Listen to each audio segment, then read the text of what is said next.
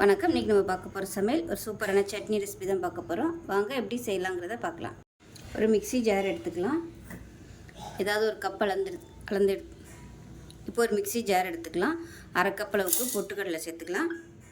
அதே கப்பில் 1/4 கப் அளவுக்கு துருவன தேங்காய் சேர்த்துக்கலாம்.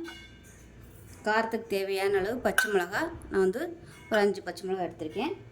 இது கூடவே 2 பல் பூண்டு, ஒரு சின்ன துண்டு இஞ்சி சேர்த்துக்கலாம்.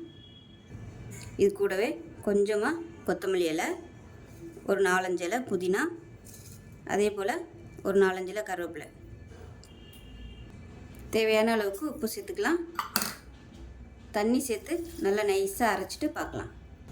இப்போ பாருங்கள், சட்னி நல்லா அரைச்சாச்சு. நான் வந்து கொஞ்சம் கெட்டியாக தான் வச்சுருக்கேன். இன்னும் தண்ணி வேணுன்னா நீங்கள் ஊற்றிக்கலாம். இப்போ இதில் எப்பயும் போல் கடுகு, உளுந்து, கருவேப்பிலை, வரமிளகா போட்டு தாளிச்சுட்டு கொட்டிடுங்க. அவ்வளோதான். டேஸ்ட்டு சூப்பராக இருக்கும். எப்பயும் போல் பண்ணாமல் கொஞ்சம் டிஃப்ரெண்ட்டாக தேங்காய் சட்னியில் வந்து புதினா சேர்த்து அரைச்சி பாருங்கள், நல்லாயிருக்கும். ஸோ இந்த வீடியோ பிடிச்சிச்சுன்னா லைக் பண்ணுங்கள், கமெண்ட் பண்ணுங்கள், சேனலை சப்ஸ்கிரைப் பண்ணுங்கள், பக்கத்தில் பெல் பட்டனை ப்ரெஸ் பண்ணுங்கள். நன்றி.